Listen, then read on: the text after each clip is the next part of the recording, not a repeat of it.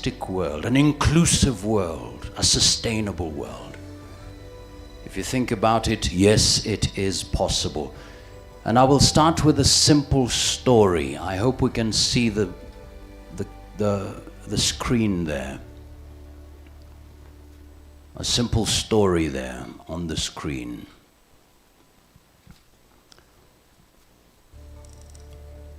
All right, maybe we'll come later on. But you see, the uKAMilifu launch is all about the creation of holistic solutions together. And when you think of CAM's wider role, it's not just about the representative organization for manufacturing value-add industries in Kenya, but it's also interlinked with the country's goal to alleviate poverty and bridge inequality, reach out to marginalized youth groups and children. Recording in progress. Social currency, despite their critical role in realizing Kenya's economic goals. Right now, just to give us the opening remarks, as I told you earlier on, we have not only you here as we celebrate you, but we also have a very remarkable team of guests joining us online. And please, post your comments, your thoughts, and we'll be glad to note them as we celebrate today. To speak to us first, back to our story. Kwa Kiswahili kidogo, ukamilifu ni neno la Kiswahili. Kuna watu ambao kidogo walikuwa wameketi, walikuwa wanahisi njaa. Chakula kilikuwa kimewekwa mbele yao, lakini kulikuwa na shida fulani. Walikuwa wamepewa vijiko virefu. Hivyo vijiko ndio walikuwa wanaweza kupakua kile chakula, lakini hawangeweza kujilisha wenyewe. Sasa kidogo pale wakaanza kupigana. Ndio hao jamaa wetu ukiwatizama kwenye runinga pale. Sasa jamaa anajaribu kujilisha, lakini kijiko ni kirefu. Sasa akimuona mwenzake amepakua, anapigana naye, anagombana naye. Hadi ikabidi wakaja wakafahamu ya kwamba nikijaribu kujilisha sitoweza, lakini nikimlisha mwenzangu nikitumia kijiko hiki kirefu, basi mwenzangu naye pia akinisaidia tutalishana. Walipoanza kulishana, basi wakatengeza nchi. Wajua Waswahili wanasema mvunja nchi ni mwananchi, lakini pia mjenga nchi ni mwananchi. Na leo tuzungumzia ukamilifu. Together, coming together to find those solutions. So wherever you're watching from, your comments are important. Your presence makes an immense difference. As we kick off, our first speaker is a dynamic, results-oriented legal professional with a strong track record in public policy formulation, government relations, strategy execution, stakeholder relations, human capital management, resource mobilization, financial oversight, and corporate governance. Now, for all the ladies here and those watching, you really need to be on standby here. This lady is an exceptional leader.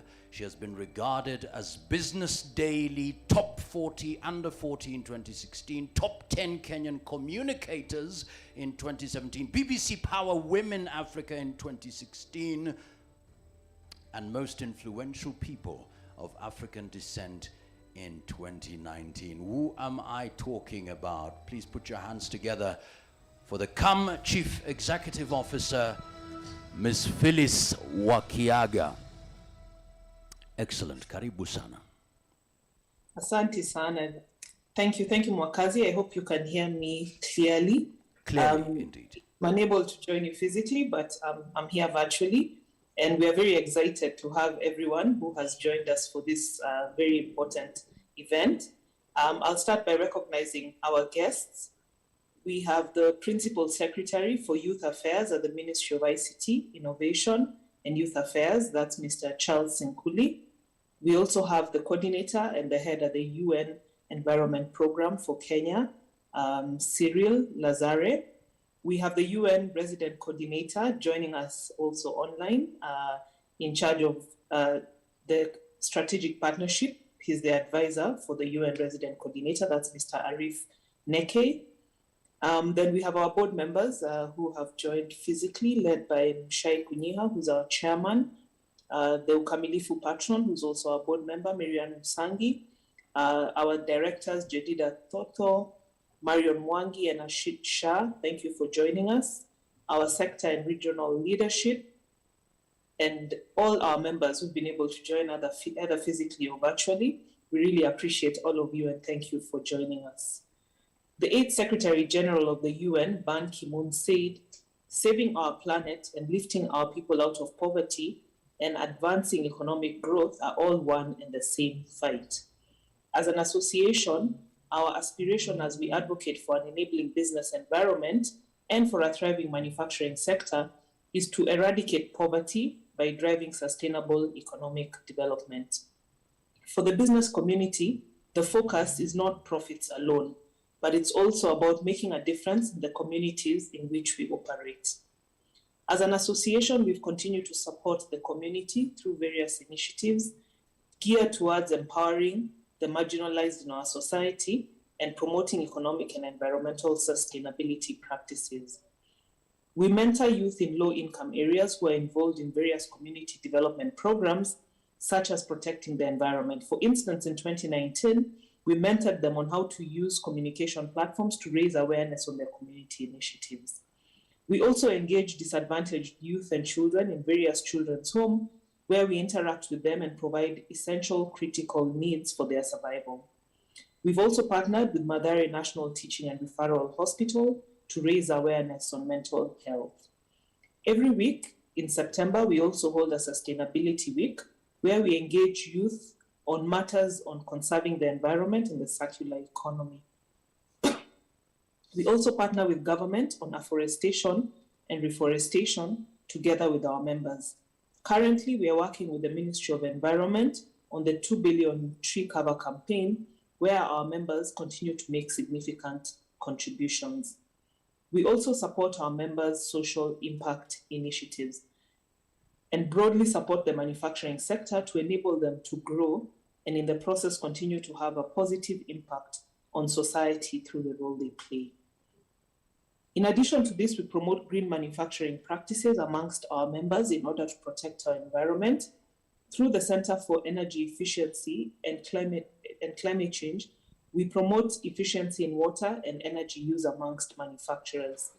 Our Center for Green Growth and Climate Change seeks to deepen industry-level intervention and become a one-stop solution center, promoting the circular economy, import substitution, climate change actions, and financial linkages.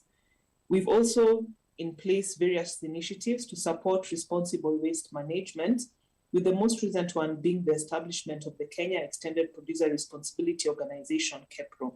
KEPRO has been set up to address post-consumer waste in Kenya by bringing together players who are facing challenges in recycling the high volume of waste generated. In promoting responsible waste management, we also work with community-based organizations such as Taka Bank in Dandora that seek to promote a circular economy by empowering young people. We also work with Takataka Nimali, who have different initiatives at county level. We've partnered with the Rugby Football Union of East Africa, EABL and Good Times Africa to raise awareness on the importance of waste segregation during rugby matches in Kenya and concerts such as Oktoberfest and Blankets and Wine. Last year, when the pandemic broke out, we also saw the manufacturing sector at the forefront of the Keep Kenya Moving campaign. They continue to operate manufacturing businesses and ensure that we had critical supplies within the market. In addition to this, they donated critical essential items that would be used in the fight against COVID-19, such as masks, hand sanitizers, soap, hand washing stations. And through the Kenya COVID Fund Board, they also supported the vulnerable in society by providing them with basic necessities such as food. We also saw the development of critical items like PPEs within the country, and these have supported the fight against COVID. Ladies and gentlemen, the pandemic has really brought to light the extreme inequalities in our world today, and this has made the need to address these issues more urgent than ever. uKAMilifu is the engine through which, as an association, we seek to drive this and all our social impact initiatives. We want to amplify the voice of what we are doing as manufacturing sector to promote the social and economic development of our country. Our uKAMilifu patron, Ms. Marian Musangi, will share more details on uKAMilifu. I appreciate you all for taking your time to join us here today, and we look forward to working with you as part of this journey. Thank you. Well, thank you so much indeed, Ms. Phyllis Wakiaga. And at this particular time, let's please appreciate PS Youth Affairs, Mr. Charles Nkuli Makofiake. Thank you so much for coming. Bwana PS, we celebrate you. Yes, eradicating poverty through driving sustainable development. And it's not just about making profits, it's also about making a difference in the communities we live in, and uKAMilifu is actually the engine that will help us do that. Now, our next speaker has over 25, probably more, years of experience in management, having worked for the Coca-Cola Company, Kenya Commercial Bank, GlaxoSmithKline, among other global brands. She's currently the managing director of Hako Industries and a board member of the Kenya Association of Manufacturers and other notable institutions. Now listen to this. She believes in showing the richness and the beauty of Kenya. She notes that we don't have to import brands from other countries. We can develop and create them ourselves. We have meat that is very high quality that can be exported. We have ingredients that are first class. So we need to showcase Kenya a little bit more.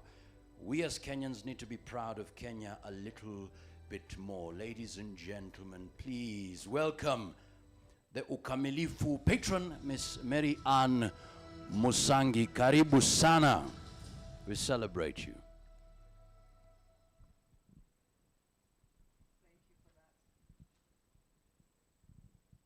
you for that wonderful introduction. Principal Secretary, Youth Affairs, Ministry of ICT, Mr. Charles Nkuli. Coordinator Head at UN Environmental Program, Cyril Lazar. UN Resident Coordinator, Strategic Partnerships, Mr. Arif Neki. KAM Chair, Mushai Kunyiha. KAM Directors, KAM Sector and Region Leadership, KAM CEO Phyllis Wakiaga. Kenya Development Corporation, Ms. Mbadha Mbibi. Members present, esteemed guests, good morning. It is a great honor to be here this morning to mark a significant moment for the association. Industrial revolutions have had profound impact on how people live and the way business operate. The first three industrial revolutions were inspired by the need to fulfill upcoming needs: mass production, high speed, bulk movement of people and goods.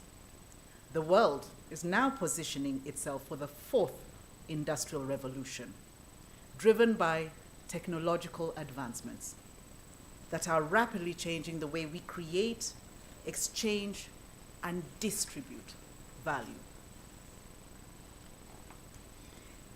In Kenya, industry has had a profound impact on the country's growth by creating social equity, reducing inequality, and alleviating poverty, as you heard earlier. It has achieved this by providing productive jobs, subsequently generating income for citizens. The manufacturing sector has employed approximately 11% of the total formal employment. Between 2016 and 2019, and 10.7% in 2020. This industry supports government in providing social amenities by paying taxes.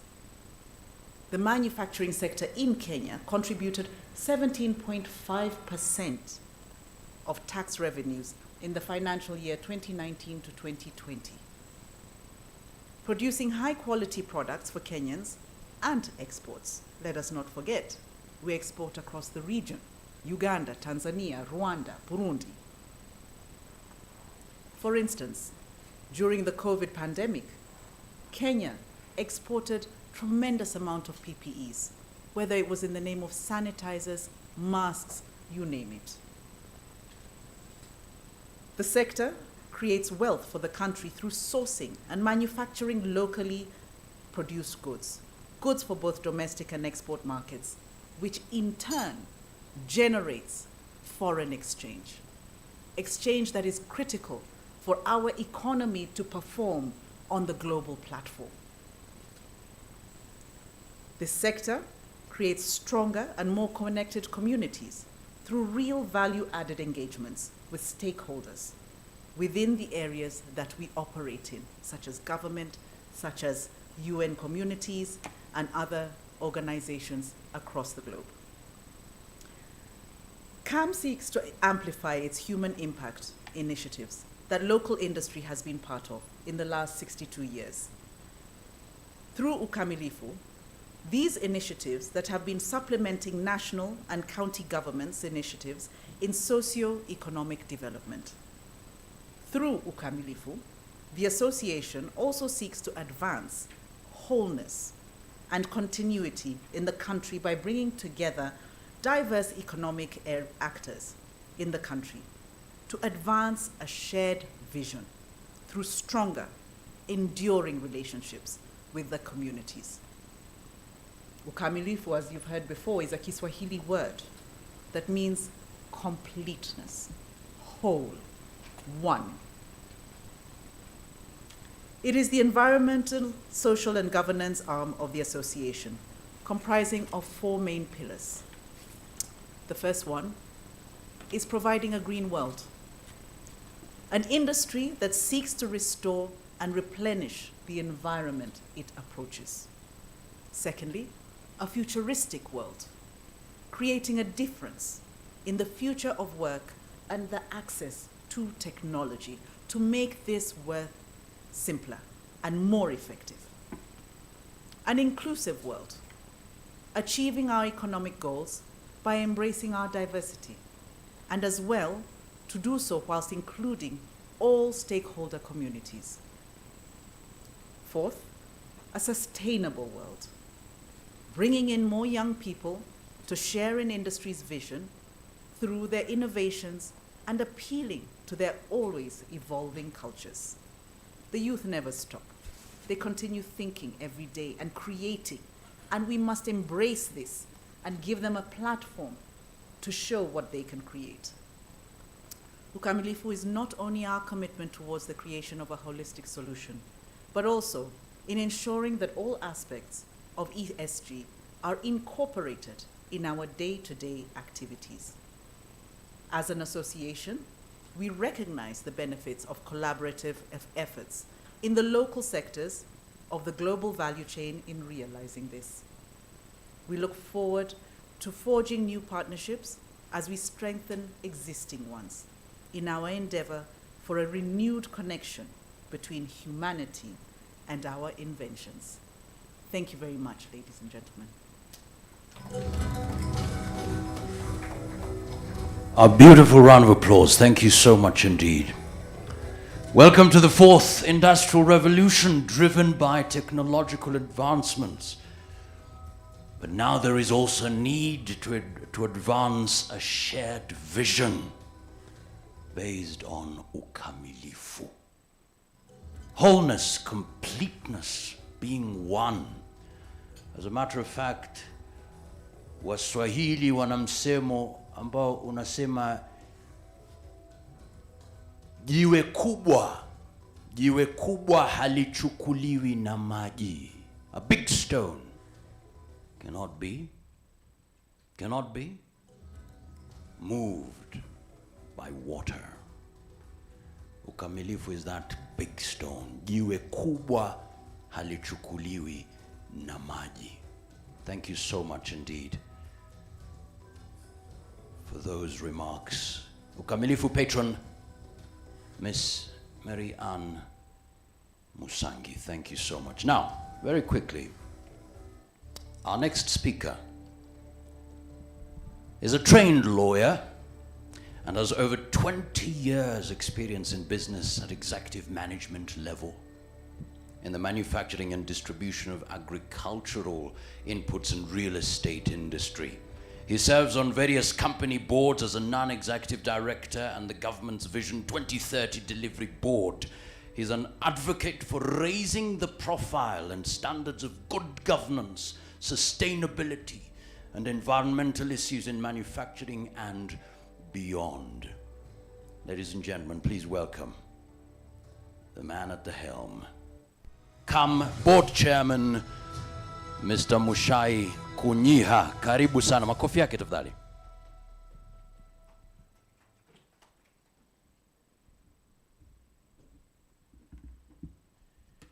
Thank you, Johnson.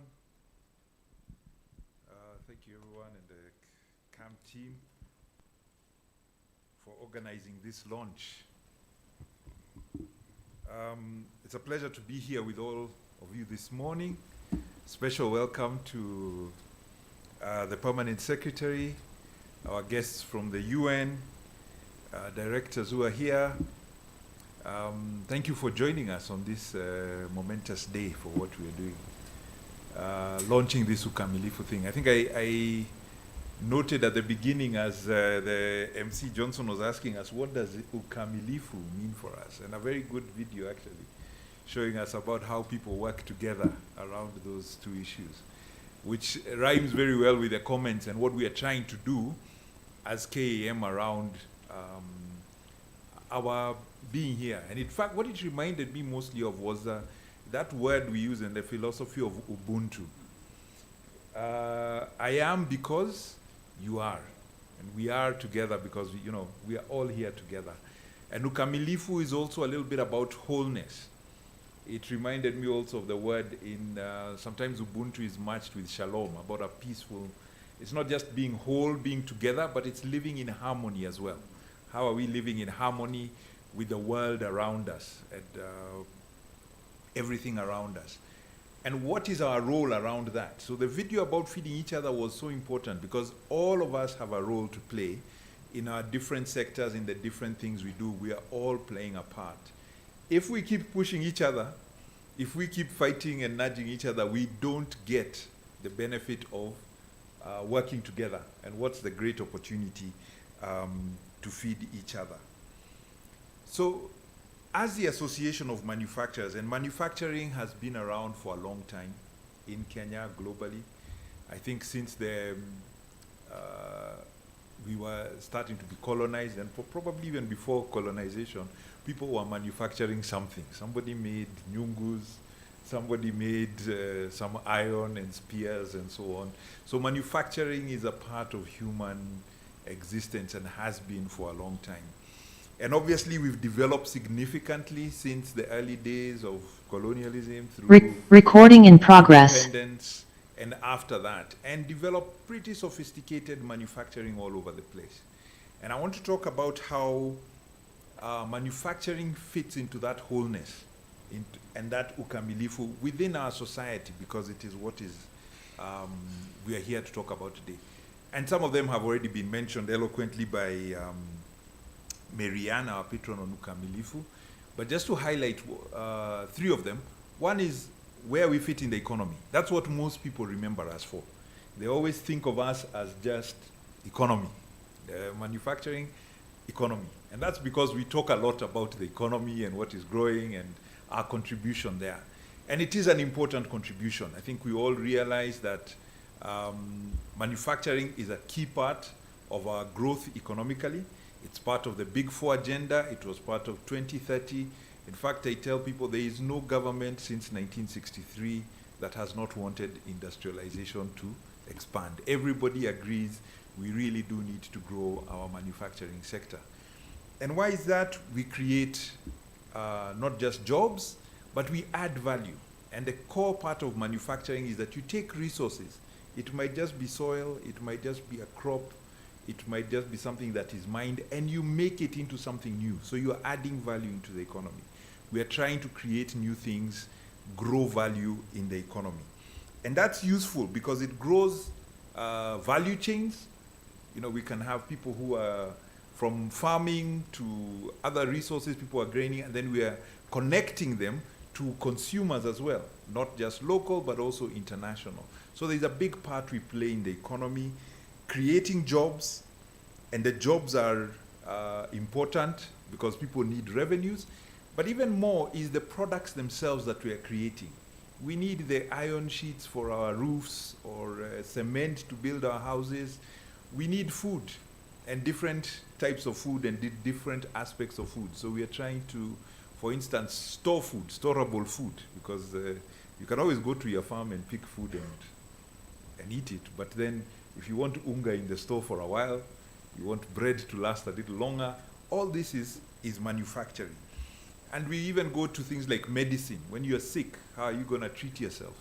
You know, in the olden days, maybe there would be somebody going, wandering around to look for you the right herb and so on. But now we make all these things into medicines, put them in one place called a chemist, where you can go get them and solve your many medical issues. If you're going to school and you need a notebook, even this paper that you need, it's, you know, somebody manufactured it. And Phyllis also mentioned things like in health, when you need masks, these are manufactured. So we are playing a part in the economy. And not only are we creating those things and the jobs, we also pay taxes, which is an important part, because we know our governments, they run off the revenue of the taxes. So being able to play a role in collecting all these resources and passing them on to government so we can get the social amenities that we need to provide for each other together, for roads, security, education systems, and all those kind of things that only government can do well for us together. So we are playing a part in the economy. Secondly, we are playing a part in the community. And the thing about the community is that community is where people come together and have a sense of connection. And most workplaces have that, isn't it? Wherever you are working, there's a thing of, these are my co-workers. These are the people I work with. There's a community here that we have all come together to achieve certain things, to produce something. So there's a communal connection there that we are doing. Like I mentioned earlier, you create also dignified jobs, jobs that give people meaning, because when you wake up in the morning that I participate in this community. When we say Ubuntu, I am because you are, is also because that I am participating in this, that I am contributing. It's not only that I am taking. So I am making something that contributes to the well-being of our society, to the well-being of others, and to adds meaning to my life in a sense. We give also dignified jobs, which mean we are trying to provide things like pensions, so that in the future you can retire. We provide things like healthcare, related within your job, you know, whether you have medical insurance, NHIF, or private medical insurance. All these things are useful for the community as they grow forward. And again, these are platforms in manufacturing where innovation can go, where creativity can be put in. In fact, we say, although there is a huge, we talk about the manufacturing sector, mostly about the formal manufacturing sector, we have a huge informal manufacturing sector. And that is also an opportunity for early jobs. That's where people start honing their skills, start working their first jobs, because we know currently a lot more jobs are created in the informal sector than the formal. That's another economic problem, but that's for later. But still, it is the reality that those are being created. And then more directly, it was highlighted in some of the instances that we do contribute to the community directly, like Phyllis mentioned. A lot of manufacturers have schools. We create, we contribute to things like the COVID fund. We contribute to health facilities and so on, where people, the wealth that is generated through manufacturing enables people to be able to contribute to some of these other social things that help our communities to grow. And that's an important part of what we do. And finally, in the environment and the ecology. All of us humans, just by dint of existing, we have an impact on the environment. Just because we come here, we breathe, we start taking resources, whether we're just eating the fruits or the roots, whatever we're doing, we have an impact on our society. And similarly, manufacturing does have an impact on the environment and the ecology around us. And we are getting more and more aware of those issues. And it's been a growing area. We now realize the challenges we have about global warming, man-made climate change, all these issues which are not just in Kenya but globally, and we must address and participate in. Again, going back to the video we saw, that all of us must play our part in dealing and addressing with these issues. Marianne highlighted clearly how manufacturing will play a big role in solving some of those issues. Because if we take things like, which are growing and we are participating in Kenya, things like use of solar energy. The solar panels have to be manufactured. Use of wind energy. The wind energy has to be, the windmills and everything has to be manufactured. If we talk about energy saving stoves, we talk about recycling. The recycling is going to be a manufacturing process. And it just goes to one of our key pillars around uKAMilifu being the circular economy. That we are saying resources can be kept useful and valuable within the ecosystem and the economy. And we want to participate in those issues as CAM. So finally, in conclusion, it's just saying manufacturing has a core part in our society. And we want to retain that space and play our part. I think uKAMilifu is calling us to also play our part in positively contributing to our society. We are contributing to the economy, we are contributing to the communities, and also to the environment, and we want to continue talking about that story, so it's a platform to talk about those stories and call others to join us in trying to build a better Kenya. So thank you very much, and looking forward to the launch. Asante.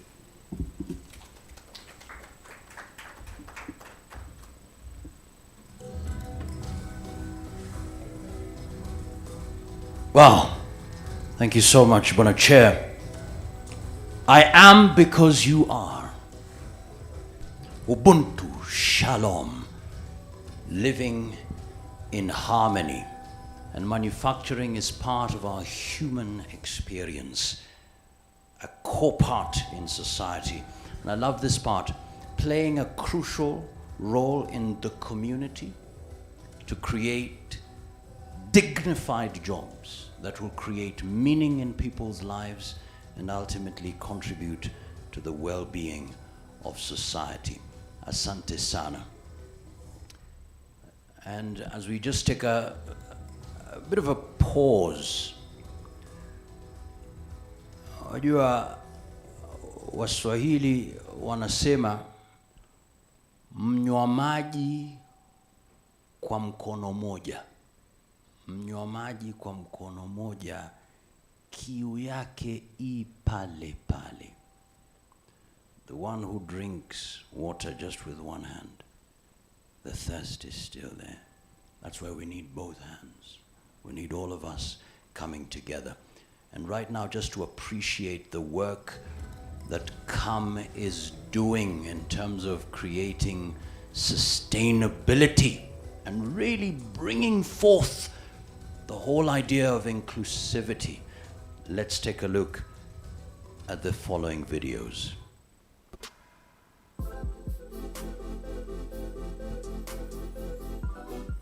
Yeah, so kitambo ulikuwa unapata dam site ilikuwa kila pahali. Haikuwa tu hiyo dam site.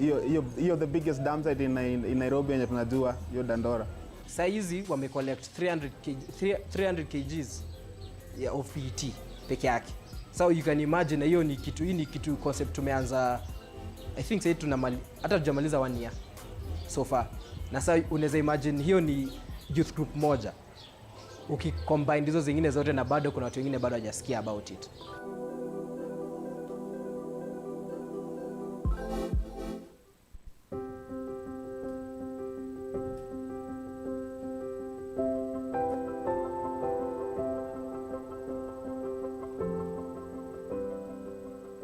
I'm Barak Otieno Unga. I run Baronga Mobility Solutions. What we do, we manufacture items or mobility. We do mobility services for persons with disability, like wheelchairs, motorized tricycles, and tricycles. I also live with a physical disability since birth. I'm 60 years old now. I started this business in 1995.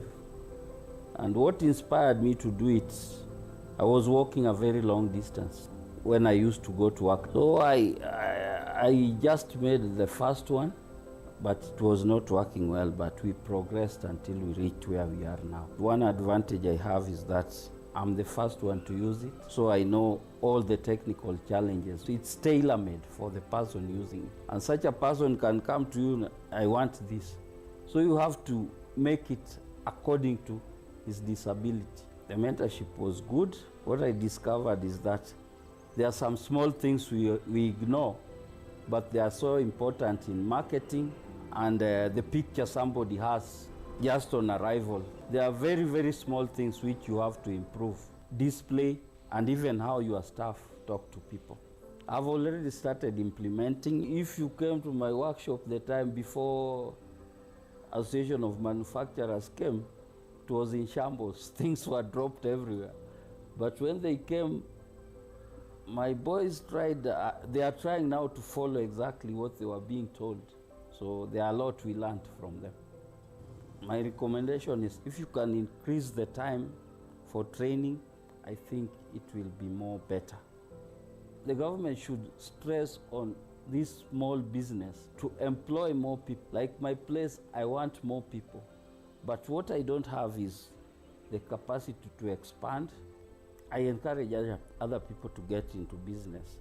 But before you get into business, first of all, you have to love your work. You have to get into business to inspire more people, to employ more people and assist more people. You do something you like, you love, you always make sure that your products are equivalent to what you charge. That one, you will be able to succeed in business. Wow. We can use our small businesses to inspire, to employ, and assist. And Barak really gives us a big challenge there, especially the government to support small businesses.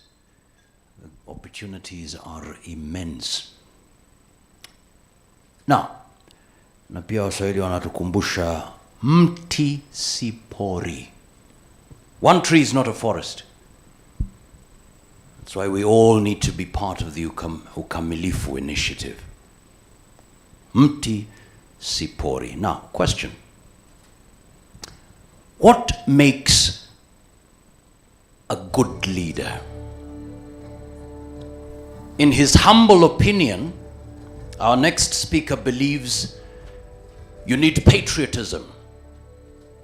You cannot do anything without integrity. You are only worth what your word is. Integrity is your DNA. Strive for excellence. He notes, a man or a woman's chief capital is not money. A man or a woman's chief capital is time. Don't waste time. So, ladies and gentlemen, our next speaker is joining us virtually. So please welcome UN Resident Coordinator, Strategic Partnerships Advisor, Mr. Arif Neki. Welcome, sir. Thank you. Thank you very much. Good morning, colleagues. Delighted to be here. Thank you, CEO Phyllis Wakiaga and Chairman for inviting me.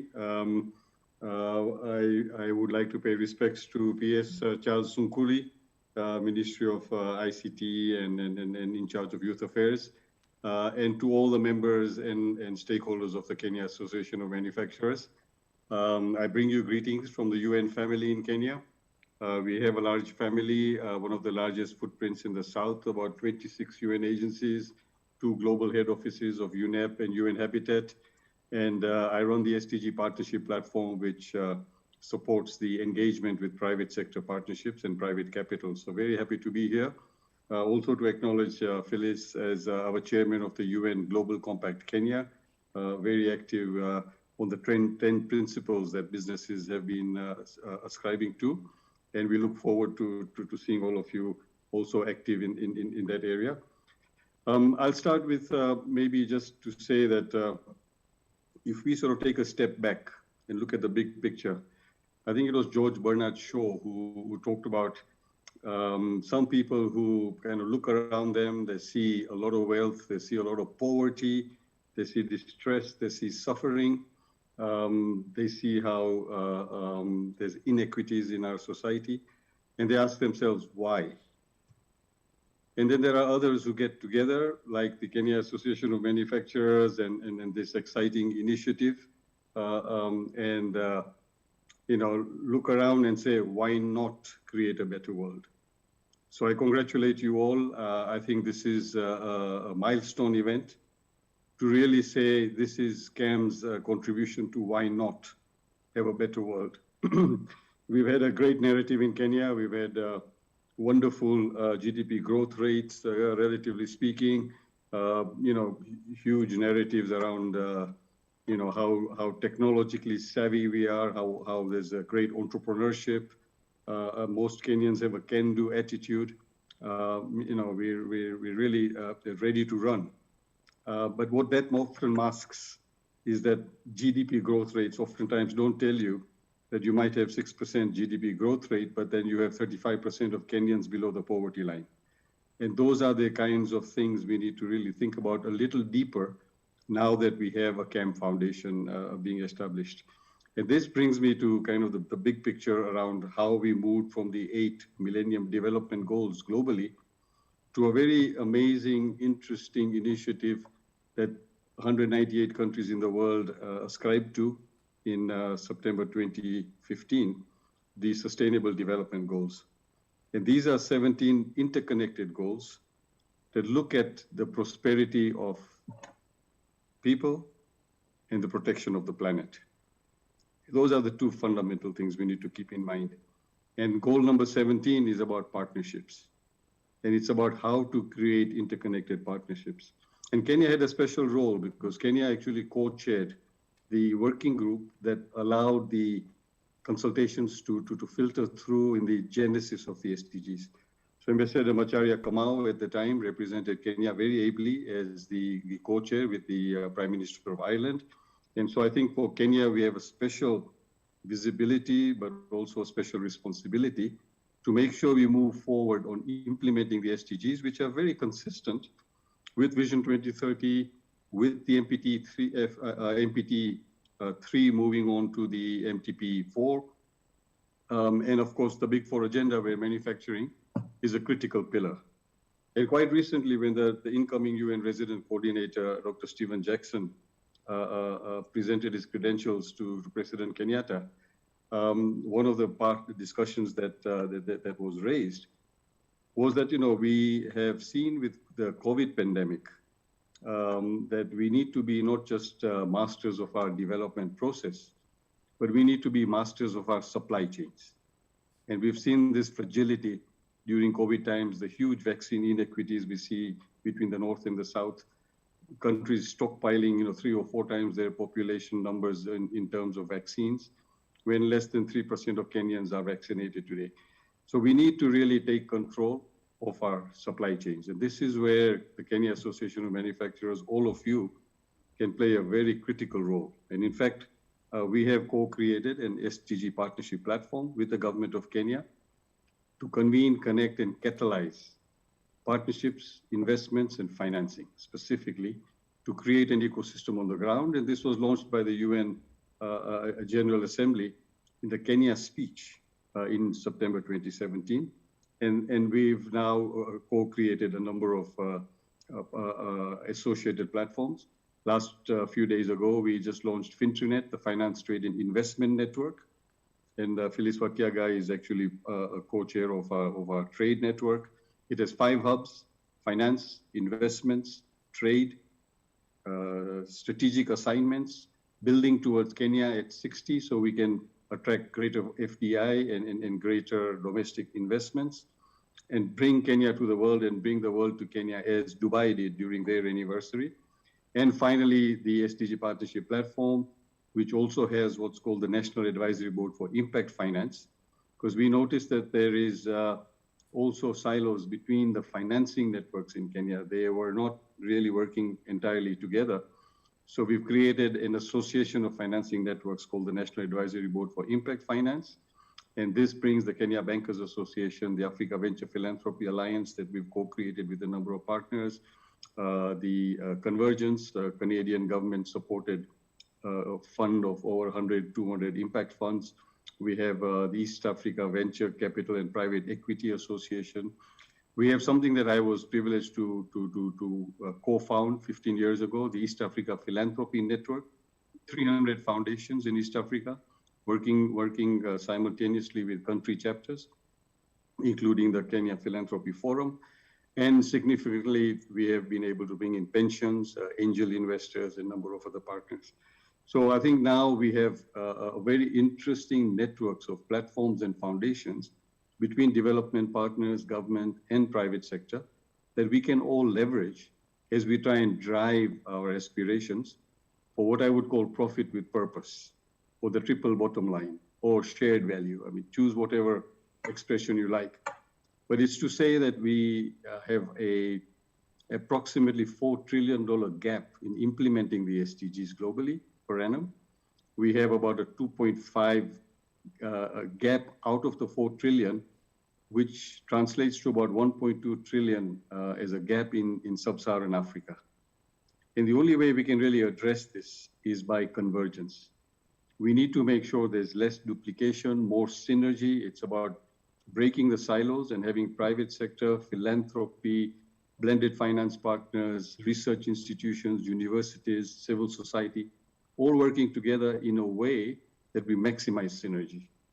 And this is the era of convergence. You know, the sky is large enough for all types of birds to fly. We need to get past what I call our egos, logos, and silos and converge for impact for Kenya. And this is an extremely important concept, and we're already seeing what we used to find hitherto as competitors in various sectors, including pharma, joining our platform and actually sitting at the table and working together as consortia to make initiatives happen that create not just economic impact and future markets and wealth, but also create the social impacts we're looking for. And it's that shared value dance, or shared value partnership, that's helping fill the gap in development financing as Kenya climbs up the middle income ladder, as aid shrinks, as embassies and others move from aid to trade. And we need to wean ourselves off the grants we've been used to for the last 5 decades. We need to understand how to move from what the Secretary General of the UN describes as SDG funding to SDG financing. Kenya becomes more debt-worthy and less grant-worthy. So how do we create those financing pipelines to sustain development momentum? And the way to do that is to really attract private capital. And private capital comes through private investments. And that means we have to pave the way for insightful, appropriate, profit with purpose private investments to move much more quickly, flow much more faster in Kenya. And that's the effort that we've been all getting behind through the SDG platform, through the UN Global Compact, through the Fintrinet, and a number of other partners. Why I say this is because it's important to also understand that one needs to develop partnerships between sectors, private sector, development partners, philanthropy, civil society, not partnerships that are purely reliant on, the love of God, compassion, and philanthropy, but partnerships that unlock what I call enlightened self-interest of every sector. We need to help create win-wins with private sector, with manufacturers who can create future markets, who can expand, who can grow. Africa is going to be the future breadbasket. We have an average age of 19. In Europe, the average age is about 59. A lot of North American and European markets are saturated. Africa presents an amazing opportunity. And the SDGs, despite the gaps, present a $12 trillion business opportunity. So what we need to do is maximize our investments and create the value add and self-sufficiency that we always speak about, but we need to translate that into action. And this needs to go through as partnerships, investments, and financing that go beyond short-term fiscal cycles, short-term political cycles, and short-term grants. And that's where I think the opportunity is for a foundation like this to lead the way. And we're very happy and supportive as the UN family and the SDG Partnership Platform to give you our full support in moving forward. I'd also like to say that there are some very interesting opportunities to think about not just economic growth, but inclusive economic growth, because we have also a moral imperative. We need to make sure that we walk the talk on the SDG tagline on leaving no one behind. We've seen populations in marginalized counties, oftentimes along the borders, that have 90% poverty indicators. So we may have an average of 30 or 40% across Kenya, but it's uneven.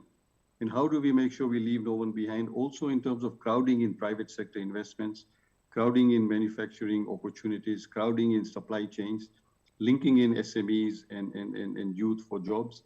And to do that, we need to think about de-risking instruments. We need to think about how we can entice private capital and reduce the risk for private capital to move into those areas that require these investments the most and can create the greatest impact. And that's where we're happy to work with you, with the whole fraternity of IFIs, DFIs, and number of guarantee instruments that are out there to try and make sure we bring in all these blended finance partners to expand your manufacturing opportunities in a way that's profit with purpose. It's also very important to think about the future consumers that will be consuming your manufacturing products. Young people are extremely discerning. They want green products. They want to make sure that there's clean energy. They want to make sure that they're working with organizations that have the right mix of business and human rights principles, that look after their workforces in a dignified and acceptable way, and yet remain competitive, that can tap big data, technology, and innovation to make this happen. And so there are opportunities for us to really tap this nexus between big data, technology, and manufacturing. And as we do this, we need to keep in mind that climate action is an urgency now. This is not something we can think about for the next 5 years. And we've all seen the media reports. We've all seen the report. We're all looking forward to the discussions at COP in Scotland.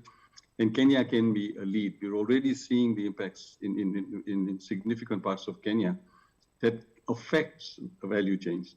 It's not just something for development partners and researchers and others to think about. It affects business. It affects financiers. A lot of financiers use natural capital as collateral, whether it be trees or farms or crops or harvests. But when you have climate change, when you have a lot of the issues that we are facing, that collateral gets wiped out. So it's a whole of society issue. And I think the foundation can take a lead here in terms of greening, in terms of climate smart financing, in terms of circular economy, but also in terms of empowering your workforce to become much more vectors of social impact. And this is going to be the future of business. Those businesses that don't do this are, frankly, in my opinion, an endangered species. So business is smart if it becomes green, if it subscribes to the UN General Global Compact principles, if it looks at expanding future markets in a young population, in a way that actually spearheads the SDGs, rather than becoming a dinosaur that will eventually fall off the map. So we are very excited with this launch. We are very happy to work with you, very happy to bring in all the foundations and networks and partnerships we have around us to see how we can work with CAM and drive this opportunity. In January 2010, we went with CS Joe Mucheru and the team to Silicon Valley, and we've had some great partnerships. We launched an SDG Accelerator Lab in New York in September 2019. We had Ruth Kagia, Joe Mucheru, Cecily Kariuki. We've signed agreements with Stanford, Berkeley, a number of global universities, but also with 7 university and innovation sites in Kenya. So the SDG Accelerator Lab, the SDG Partnership Platform, Fintranet, the Blended Finance Network, the UN Global Compact, all stand behind you as you launch this exciting foundation moving forward. And the opportunity for us is to convene, connect, and catalyze partnerships, investments, and financing. And very happy to talk to all of you and curate the kind of investments that we need to create those social impacts, create jobs, and create future employment. In summary, I'd just like to say that we need to converge. We need to create inclusive economic growth. We need to think about moving from pilots to scale. You know, Kenya has this disease we've had in the last 50 years of what I call pilotitis. Moving from one pilot to another pilot. These are nice boutique projects. When the grants run out, they die. We don't need that. What we need is systems influence and scale. We need to think about how we can scale solid investments that can sustain beyond short-term cycles, as I mentioned. We need to unlock private capital. Public capital is very constrained with debt service, with recurrent costs. So there isn't a very high percentage of discretionary public funds that can go towards the SDGs. We need to complement that with private capital. And to do that, we need manufacturing investments, we need value addition, we need agro-food processing. These are the opportunities for us. We've lost an incredible amount of wealth simply exporting raw commodities. Kenya needs to maximize the opportunity of value-add processing. And we've launched with the president now the PCP, which is the Partnership of Country Program under manufacturing. And this will be an opportunity for us to develop agro parks, special economic zones across all the county blocks in Kenya and work with all of you around investment conferences that we're planning to co-host towards the end of the year. We need to think about leaving no one behind. Very important. Where are the de-risking opportunities and the greater social impacts? And finally, we need to think about, you know, where are the opportunities for us to bring the youth into the key sectors, agriculture. You know, the average age of the farmer today is about 59. We need young people. This is a cornerstone of the economy. Value-add processing is absolutely critical. How do we entice young people through entrepreneurship and innovation to engage in agriculture as older farmers retire? How do we move into manufacturing that's very tech savvy and is able to distribute much more effectively so that we don't, in Kenya, find that we can import orange juice from other parts of Africa or other parts of the world cheaper than the mangoes that we find wasting on our farms. Where are the opportunities for us to do that kind of value-add processing? We see some tremendous opportunities if we converge. And so, I mean, we talked about Ubuntu, but I'd also add the classic African proverb that if you want to walk fast, you walk alone. But if you want to walk further, we walk together. And we're very happy as the UN family, the SDG Partnership Platform, the UN Global Compact, Fintranet, the National Advisory Board for Impact Finance, the Agriculture Sector Network of Kenya, to walk the talk with you as this foundation is launched and we move forward together. Thank you very much, and it's been a pleasure and privilege to be part of this launch. Over to you. Thank you. Thank you so much indeed, Mr. Arif Neki, UN Resident Coordinator, Strategic Partnerships Advisor. Leaving no one behind. We must walk together if we want to walk further. Look at the big picture and ask why not create a better world. We must be masters of our supply chains. We must focus on profit with purpose investments, shared value partnerships, where we're moving from aid to trade. And this is the year of convergence. What a year to launch uKAMilifu. Now, he spoke about young people. Vijana mpo? Vijana? Muko? Kweli? Ebu peleka mic huko. Peleka huko. Mbaya. Si mzuri? Ukisikia ukamilifu, ukamilifu inamaanisha nini kwako? Ka vijana. Tuambie jina. Bari ya leo lakini. Poa. Poa. Mingi si ukamilifu nasikia, yani tumemaliza hiyo story yani. Tumemaliza, ishaisha. Buda, imeisha? Kabisa. Next online pale. Oya, good morning manze, habari zenyu nyi wote? Poa. Mi kwangu ukamilifu ni kukua tu, yani kila kona, juu chini, mbele nyuma, pande ya mbele, kushoto, kulia, tuko sawa. Tuko sawa. Tumemaliza. Na nimefurahia sana kwa sababu kukua hapa nimelearn. I have learned that ukamilifu will never be successful alone.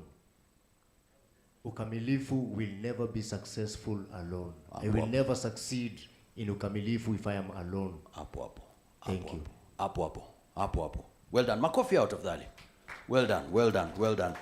And at this particular moment, before we move on, we really want to look at how CAM has been at the very center of developing skills. So let's take a look at that particular video.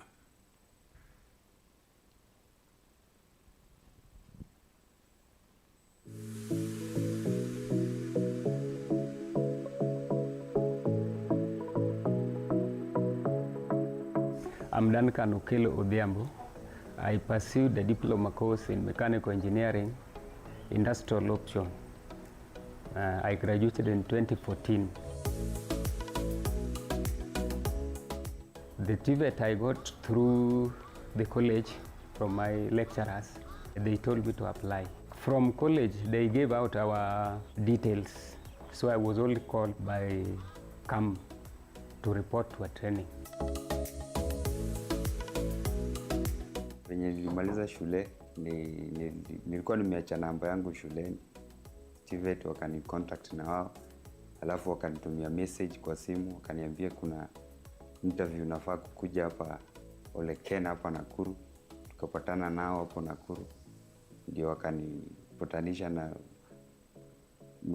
human resource wa hapa hivi Kapi. Ndio wakaniita hapa hivi tukaanza internship pamoja. Kamaliza alafu wakanipea job. Nilikuwa sawa kabisa. Recording in progress. Sema wamenisaidia kabisa. Kama kweli ni bahati. Ni kama nyota ya jaa.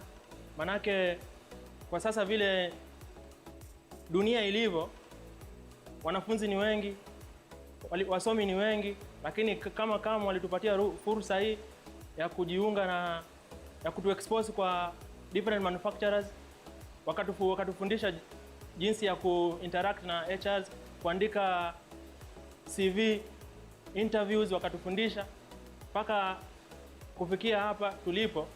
Yote ni kwa bidii ya CAM. Nasikia yani niko at least I have improved my skills.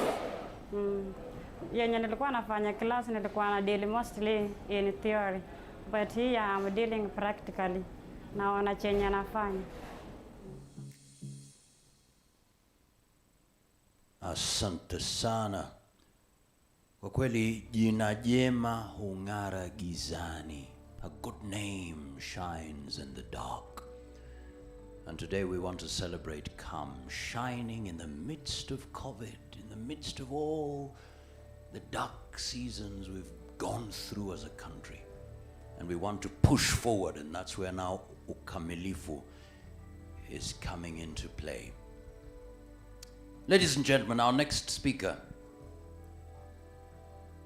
has more than 20 years of experience in the public sector and is an accomplished management strategist with a background in administration, planning, management, and leadership. He strives for results-based performance, as evidenced in the recent ban of plastic bags in Kenya, implementation of a robust solid waste management program, but that, listen to this, that led to the closure of dump sites in the country. He has held notable positions nationally and globally, including the Principal Secretary, State Department for Devolution, Ministry of Devolution and Asal, the Principal Secretary, Ministry of Environment and Forestry, and now, ladies and gentlemen, he is the Principal Secretary, State Department for Youth Affairs, Ministry of ICT, Innovation and Youth Affairs. Please, big round of applause to our chief guest, Mr. Charles Sunkuli. Karibu sana. We celebrate you.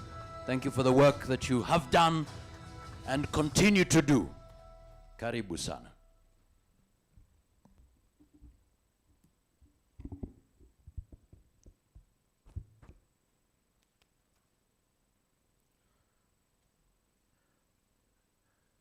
Recording stop. Recording in progress.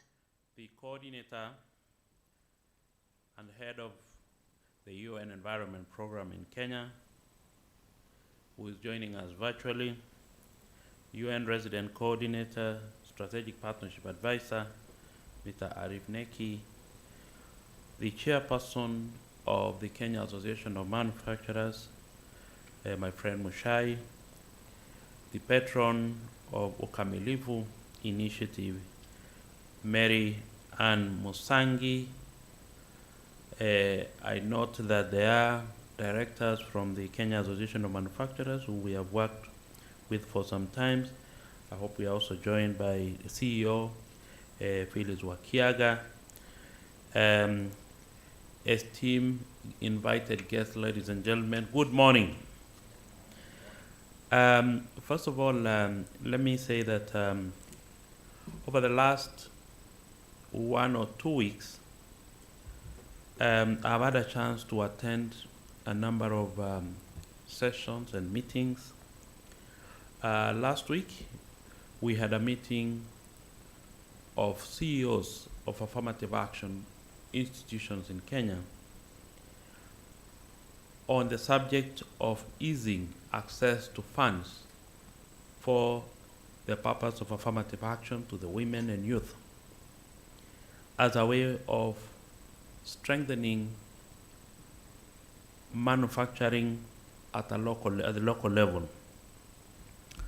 And then yesterday I had a meeting with a group of young women who are at the age of post-high school. These range between the age of 22 and 26. Recording in progress. And one of the things that I learned, which is relevant to this launch today, is that often this is a segment of the population of Kenya or in the world that is always forgotten, because a majority of them will finish high school, even a high school or university, but then that segment has no access to information, is not given a lot of attention, they don't attend, they don't get access to meetings where they can articulate their issues, and even in policy dialogue, this is an age group that is always likely to be left behind because they're always thought to be young, they're still exploring, they're still demonstrating their energy, and therefore they are not mainstream. I'm glad that this discussion is here today. Ladies and gentlemen, I'm pleased to be here today to be part of this important event. I'm informed that this event brings together like-minded persons and institutions to inspire, connect with, and empower each other towards alleviating poverty and bridging inequality gap, more so with the focus on reaching out to the vulnerable and the marginalized within our country. You will agree with me that one of the greatest challenges facing governments and policymakers in Africa today is how to provide opportunities for over 200 million young people so that they can lead decent lives and contribute to the economic development of their countries. In Kenya, particularly, we have a population of 75.1% age, who fall below the age of 35.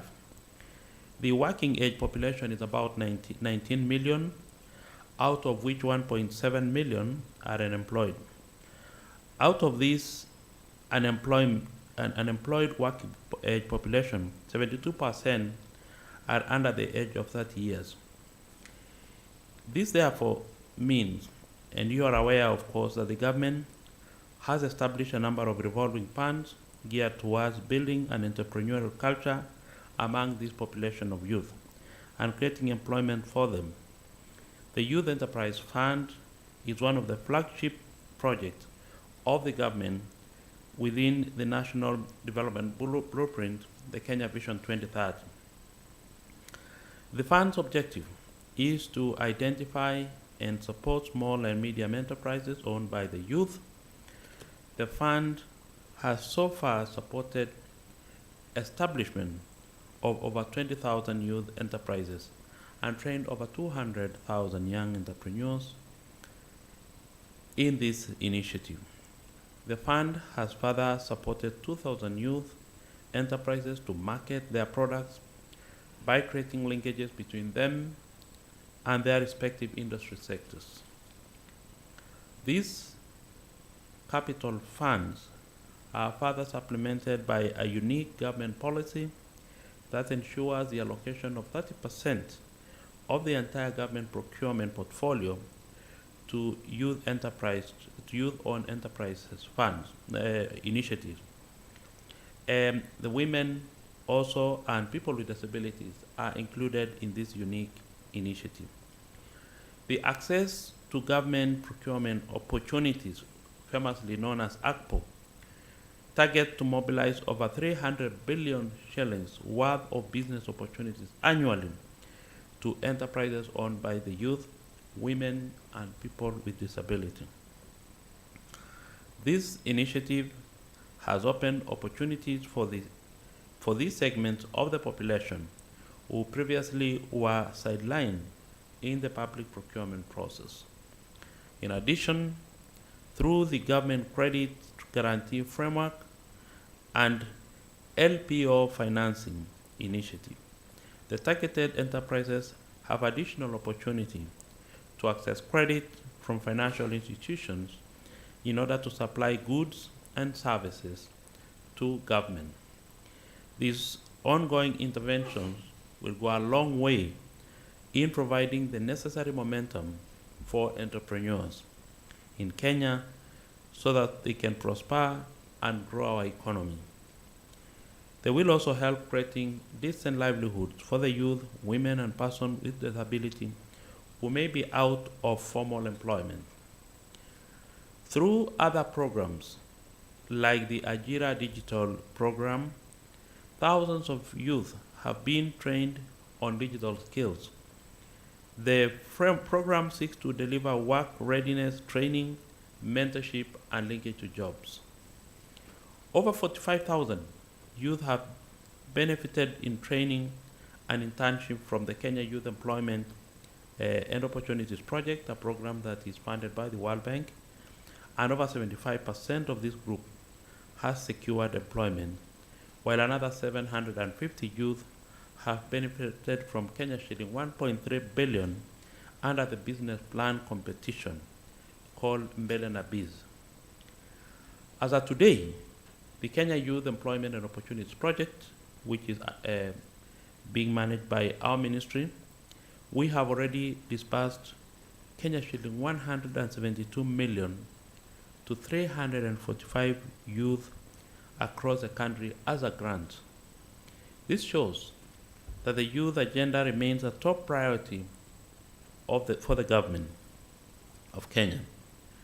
We are aware of many challenges that still impede implementation of these programs, like delayed payments, limited funding, and we are working towards resolving the issues.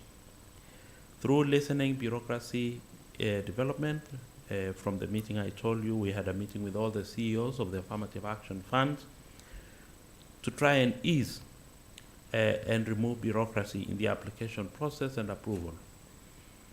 Development of more youth-friendly and innovative packages and expanding partnership is one way of strengthening this initiative. Ladies and gentlemen, with advancement in technology, there are immense opportunities for the youth to develop enterprises that provide solutions to challenges our country faces, particularly now under COVID situation. Technology, especially ICT, has played a central role in the young people's rise to prominence on the global scene.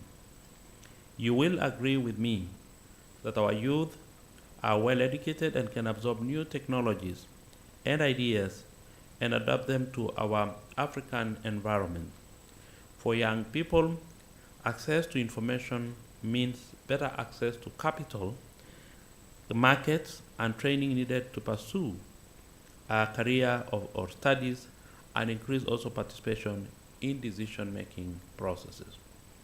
Young people are pioneering the use of ICT and driving trends in what is a dynamic and major growth industry. They are using ICT to inspire communities to change the world in a positive way. However, young people who have neither access nor capacity on ICT are at a risk of exclusion from mainstream development. We would therefore like to encourage for more investment in the training and provision of ICT infrastructure for the youth to drive this agenda forward. This is also cognizant of the new wave of operation necessitated by the COVID pandemic. Ladies and gentlemen, in spite of this effort, a lot still remains to be done, and our meeting here today should look at what else we can do. There is need to focus attention on specific areas that would help to promote decent and sustainable livelihood for the youth. Such areas include improvement of working conditions, especially within the informal sector, where a large number of young men and women work. Secondly, expansion of industrial trainings and attachment, which will provide young people with skills and experience to enhance their employability. Currently, the Public Service Commission engages an estimated 5,000 youth annually on a paid stipend internship, one of the major initiatives by this government, for 1 year. These youth are deployed to government ministries and state agencies countrywide. The gap between skills possessed by the youth and industry requirements still poses a big challenge that we must all ponder. Mobilization and support for young people to organize themselves in groups and circles to facilitate their access to business development services. It's another thing that we must do. Fourth, mobilization and support for young people to register companies and acquire other documentation to facilitate their access to ACPO. And one thing I would like to mention here is that as a ministry, one way of easing the youth application process for business loans, where they are required to indicate their offices' locations. We have now directed all our youth officers across the country to encourage the youth to indicate that their business location is at our youth empowerment centers spread across the country. That becomes their official reference in terms of physical location of their business.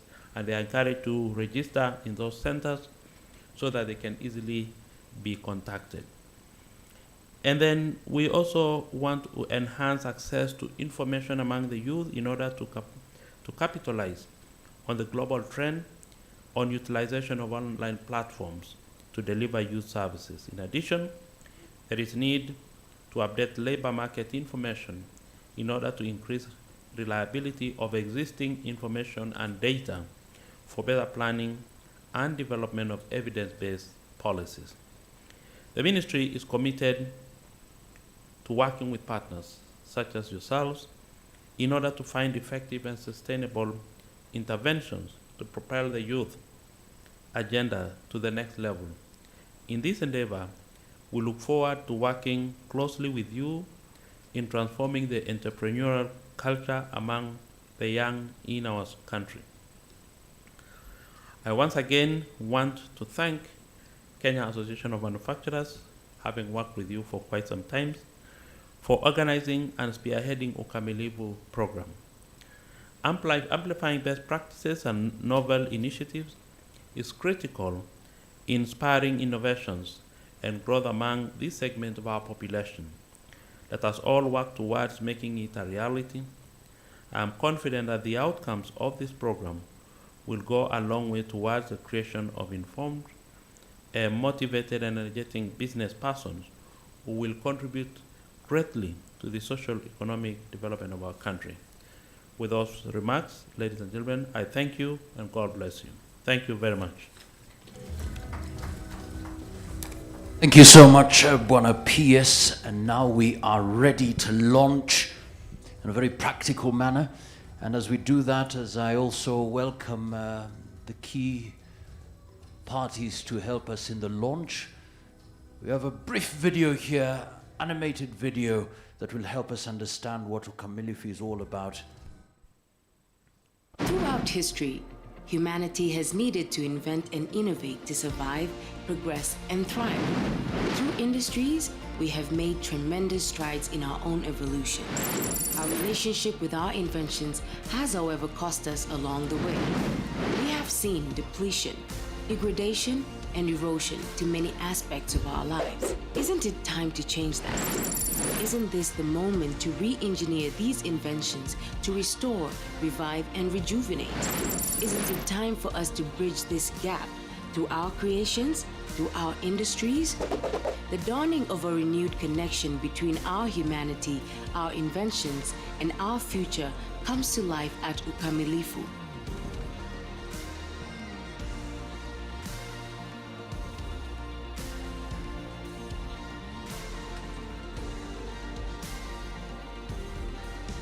uKAMilifu, advancing wholeness, advancing continuity, advancing Kenya. Wow, so there we have it, and now we are ready to launch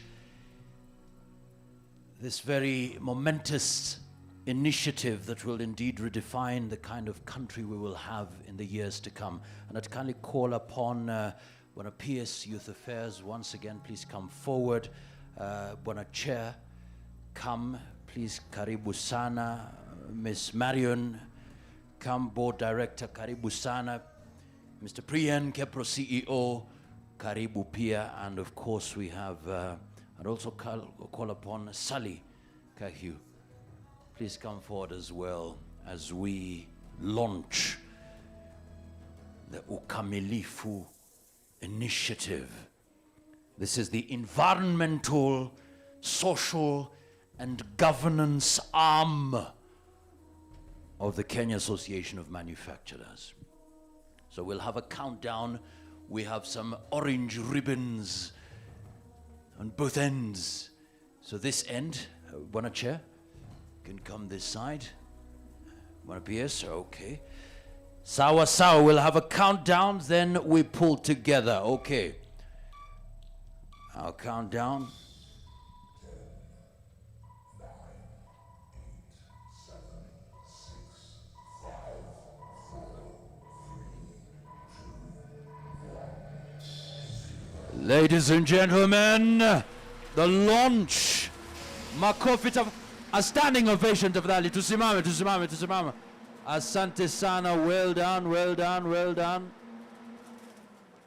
Excellent, excellent. Thank you so much. Creating a green world, a futuristic world, an inclusive world, and a sustainable world. Together coming up with those solutions to our problems so that we can enhance wholeness, enhance continuity, and ultimately advance our beloved motherland, Kenya. Makofi out of Valley. Members of the Fourth Estate, this is your moment. We make this event memorable. Asanteni sana. Thank you so much indeed. Excellent. Asante. Makofi out as they take their seats. Thank you so much. Thank you so much. And in the meantime, as they take their seats, we also now have a visual presentation of uKAMilifu from real life stories. Let's take a look at that particular video. Kama ni black, sura yangu ni ya Kenya. Kama ni green, mboga nitakula Kenya. Kama ni white peace, nitalinda Kenya. Na kama ni red, damu yangu ni ya Kenya. Yo manzeni aje hapa hivi ni Dash Jontes, artist at Dandora Hip Hop City and also founder at Ndoto Zetu Kenya. Ndoto Zetu is a community-based organization that works with kids from the age of 5 years to 17 years with an aim of equipping them with the life skills, communication skills, and artistic skills. Na appreciate impact ya CAM. So DHC li sign MOU na CAM about waste management. We did cleanups manze. Another thing CAM il support ilitupatia CSR deck manze, tulishine mbaya, walituletea gifts manze, food kibao, manguo. So through CAM naweza sema watu hii walismile mbaya deck. I'm a person living with physical challenge. I do some business. I make motorcycles for persons with disability. CAM has trained me on how to get job market, how to market my things, arrange my place of work so that I attract more people to come and buy. Throughout history, humanity has needed to invent and innovate to survive, progress, and thrive. It's the moment for us to re-engineer these inventions.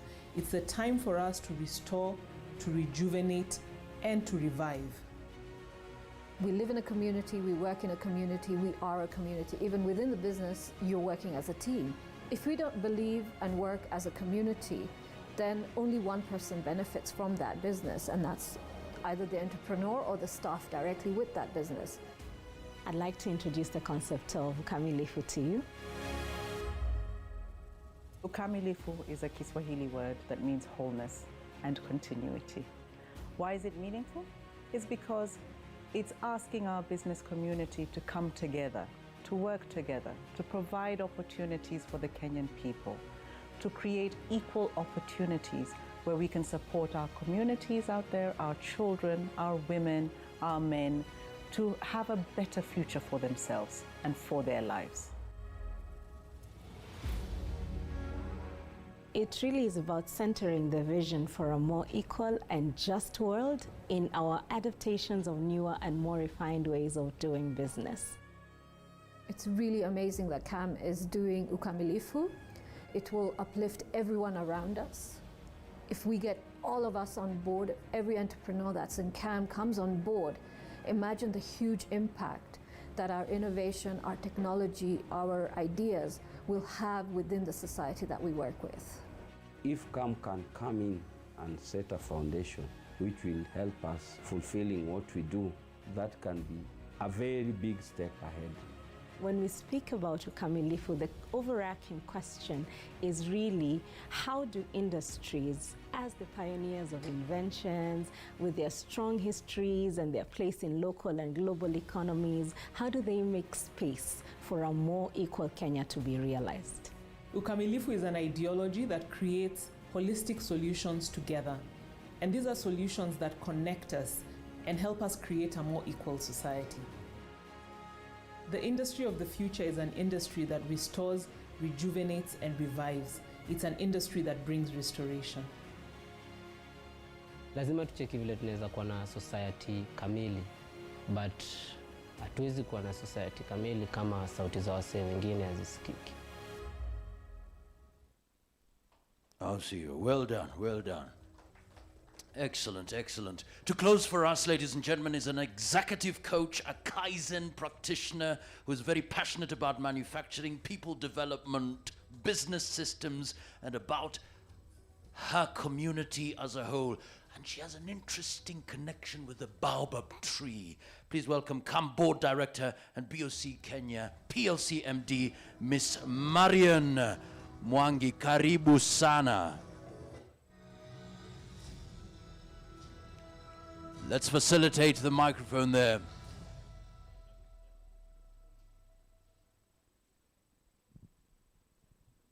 Excellent, excellent. There you go. Thank you so much.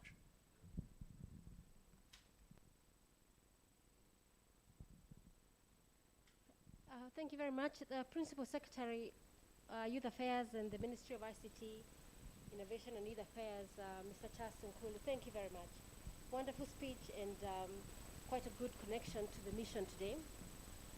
The coordinator of and head of UN Environment Program, Cyril Razal, the UN Resident Coordinator, Mr. Arif Neki, very, very good to hear from him today. We are signatories of the Global Compact, and today we can see the reality of that. The CAM Chair, Mr. Moshai Konyiha, we are playing our part as women in manufacturing in all the commitments that we've done today. Marianne Musangi, who we are in the industry together as manufacturers, and our CAM directors who are present today, Jedida Thotho and Ashit Shah. CAM sector and all the regional leadership around the country, and CAM CEO Phyllis Wakiaga for working very hard towards this initiative, and our senior advisor, the UN Strategy Partnership Coordinator, again, Mr. Arif Neki, members present, esteemed guests, and women in manufacturing. Thank you very much. I'll just do a quick recap of what was discussed today, and I just wish to thank everyone sincerely for taking the time to join us in the morning. There's an African saying that says, "For tomorrow belongs to those people who prepare for it today." And actually, you cannot take a shortcut to the top of a palm tree. I think you would know that, our MC. Also, from the discussions we've had today and the evidence that we have that manufacturing is a key part of driving growth for our country, Kenya, not only economically but socially, I think the agreement is really that we can commit to green growth, the future of the world, inclusive world, including the youth, and also having a sustainable world in that regard. And just to recap, uKAMilifu is the environmental, social, and governance arm of the association. It's our ECG promise, both for CAM and for women in manufacturing. It brings together CAM's social impact initiatives under one banner, and this banner is quite relevant and quite a call for us, a big call for all of us. But most importantly, it will strengthen our current partnerships while forging new ones in this endeavor. And really the commitment of goal number 17 in the SDGs is realized today. So I'd like to give a vote of thanks to the government for the continued support. I'm just amazed at the numbers that you share today. And driving this conversation will continue when the government is present and engaged. And I can see that Mrs. Nkulu, yourself, as Principal Secretary of Youth Affairs, are connected to this calling. Thank you very much. And then we also appreciate our development partners for their continued support in addressing sustainability matters in our country. Asante sana. It's a complex topic, a necessary one, but asante sana. I just want to call out the coordinator and the head of the UN Environment Program for all the work they've done in this regard, and again, the UN Resident Coordinator, Strategic Partnership Advisor. We also want to thank our members who go over and above to support CAM social impact initiatives. You've seen them on the shows, you've seen them in the media, and you've seen that we've got a full program for the year.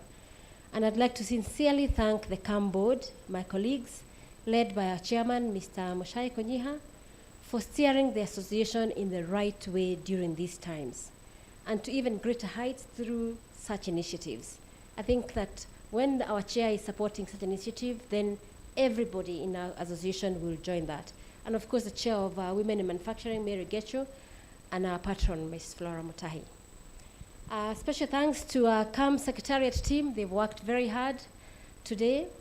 And Phyllis, I think we cannot say much about an event without mentioning Phyllis and her personal commitment. This is one of the many great initiatives that she has seen to fruition. And our gratitude goes to each of you for your invaluable contribution, our wonderful MC, to the success of the launch. We really appreciate it.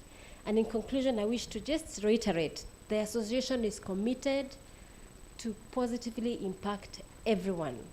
And I think we meet everyone in the society for a better tomorrow. And we encourage women in manufacturing to join the association and to join the call of women in manufacturing so we can support one another in these initiatives. Thank you very much. Yes, thank you so much, Ms. Marion Mwangi. Makofi yake tafadhali. And as we close, tuko na vijana wametoka wapi? Dandora. Wapigia makofi tafadhali. Come. Tuangushie. We want to celebrate you. Karibu.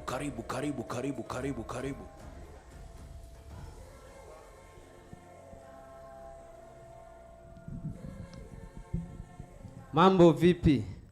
Manze na feel niko tu kamili yani. So your beat inaweza come. My name is Jontes. I'm from Dandora Hip Hop City. I also have a kids program in Ndoto Zetu, as you have seen. So I'm honored sana manze, nashukuru CAM and everybody who's here. Manze kumake sure hii kitu happen. I need more smile from the community manze. This is amazing. So we're going to do songs if the instrumental is ready. Called Brand Kenya. We wrote some few back, also representing Kweli Africa.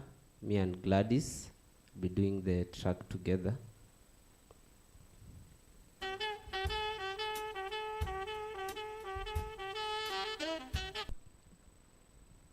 Kama ni black sura yangu ni ya Kenya, kama ni red damu yangu ni ya Kenya, kama ni white peace nitalinda Kenya, na kama ni white peace, kama ni black sura yangu ni ya Kenya, kama ni red